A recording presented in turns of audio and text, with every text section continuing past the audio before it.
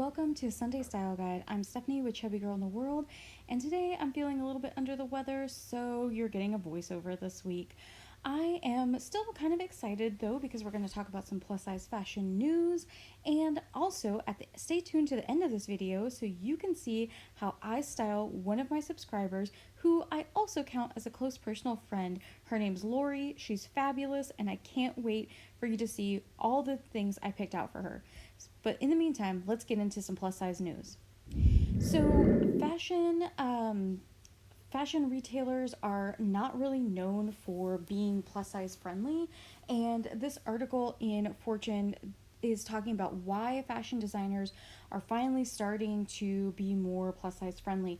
Diane von Fostenberg, Anthropology, and even Dolce & Gabbana are going to have more inclusive plus size lines, and frankly it's because they can't ignore the market anymore. It's a 30 billion plus market, and they're losing too much money. So what do you think about the idea of fashion being exclusive or being quote unquote aspirational? Do you think that's just silly? Do you think it is, or do you think it's a good business model? I would love to know what you guys think, and what do you think about, like, the affordability of these things, and do you think it's a good thing that Dolce & Gabbana and those types of people are going to start doing the market? Speaking of affordable, this was by Instyle, a article of 15 affordable plus size clothing brands that never disappoint. I found this article a little sus because they were talking about brands like Halogen and State, which are Nordstrom brands, which can charge upwards of $100 to $180 for a sweater. I'm not exactly sure that that's what I would call an affordable plus size brand, but you can decide for yourself. All the articles, of course, will be linked in the description box below. And I had a lot of opinions about this plus size brand that just launched an inclusive modeling agency. It's the brand called Part and Parcel, and they're kind of like the Avon of plus size clothing, where you have to purchase the clothes through one of their representatives. You can't just purchase it online, you can't just purchase it in a store. If you want, you can check out my video on Part and Parcel. I'll also have it linked in the description box below, and why I don't like this business model and why I don't think it's a great look for them. I do like that they're having an inclusive modeling agency, but you'll see. This was Plus Size Men Fashion Tips 5 Small Ways to Dress Better by Fashion Beans. Do you have plus size men in your life who are interested in fashion? Do you feel like they have enough options? I feel like every time I go to Nordstrom's or Macy's, there's always at least like up to a 4X in men's, and it's kind of irritating as a woman to see that. So let us know what you think.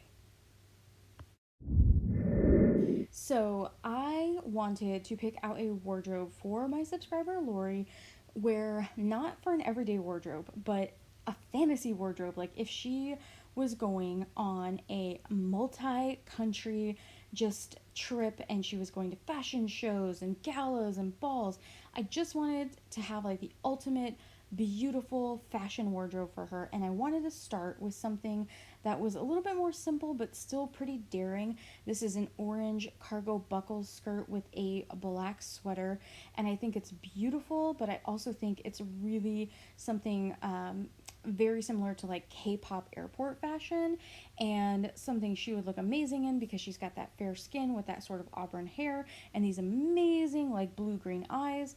So she would just look amazing in this, just full stop.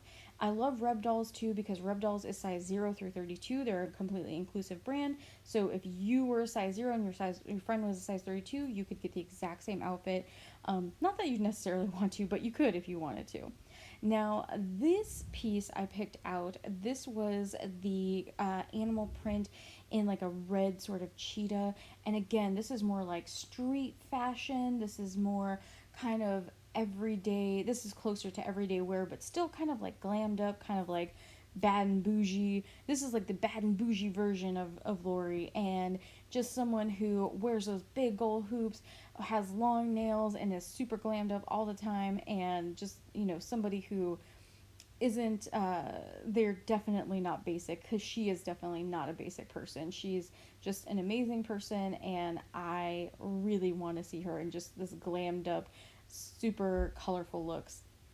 Now this one is a this kind of wrap shirt is a little bit more on the, I would say, conservative side, but it is pretty like dressy, and I do like the colors, and I love like it's paired with the black jeans. I'm not a fan of holes in jeans, as we know.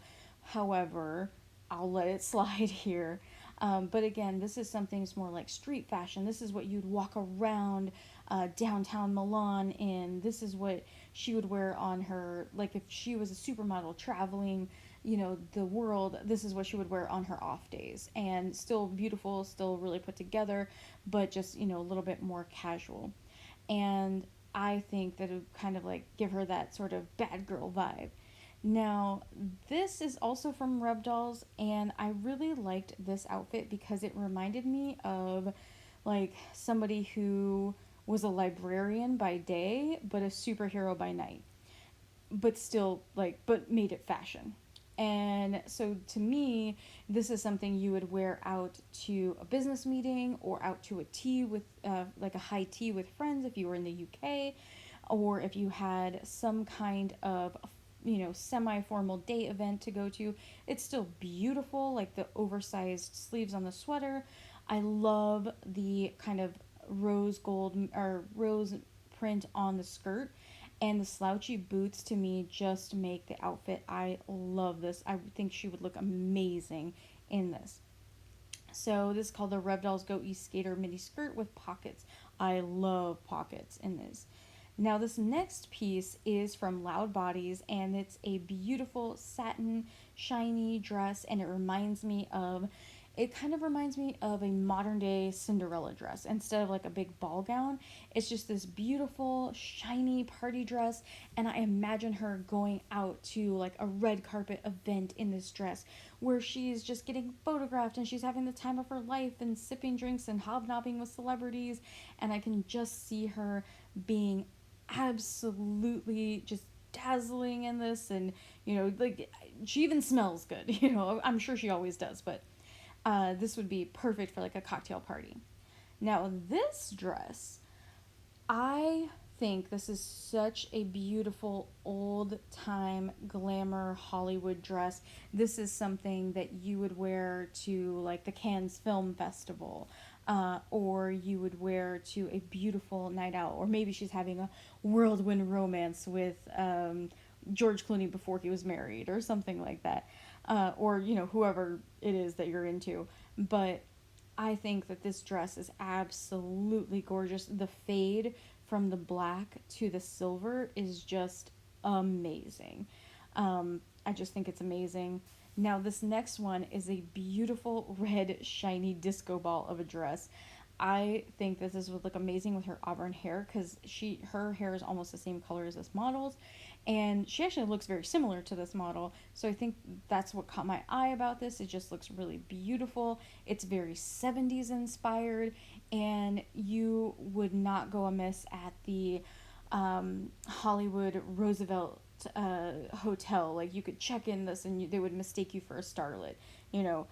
I think that she would look amazing. This next one is a beautiful white winter wonderland dress. I feel like she could wear this to the VMAs, or, well, I don't know if the VMAs are in the winter, but anyway, she would wear it to some beautifully fancy winter event and just be the talk of the event. It is a gorgeous laser cut dress, and I think it would be so flattering on her. And this is actually from Rent the Runway, and it is, I think it was only like $50 or something to rent this dress. I believe it's Badgley Mishka, and it was only $50 for like 4 days in December that you could rent it. Now, the piece de resistance. So this would be what I would pick for Lori to wear to like the Oscars. This beautiful gold shimmery fluted number that just, it just dripped. It's like she'd be dripping in diamonds, dripping in gold. I feel like this is the dress that would launch her movie star career.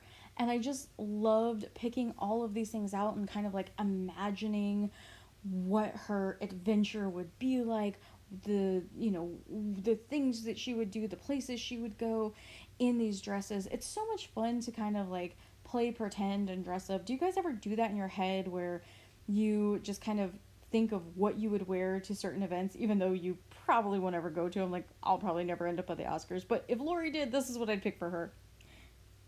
I hope you guys that if you I hope that you enjoyed this, Lori. I hope you like the things I picked out for you.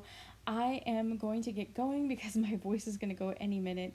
Thanks so much, you guys, for sticking with me and for just kind of being. We hit 53 subscribers, and I know that doesn't sound like a lot, but for someone who started off at 0 just this last year, I've really enjoyed growing, and this next coming year in 2020, I'm gonna try and work pretty hard on my channel and getting us to that 100 subscriber, getting us to those 100 subscribers, so that we can finally get our own little unique channel name. So if you have enjoyed this video and you have a friend who you think might like it, please hit that like button, please hit the subscribe button, and share this video with someone who you think could use a pick-me-up. Thanks so much, Lori, for being game and letting me style you, and I can't wait to see you guys on Wednesday in Worth a Wardrobe. Thanks so much, guys, and we'll talk to you later.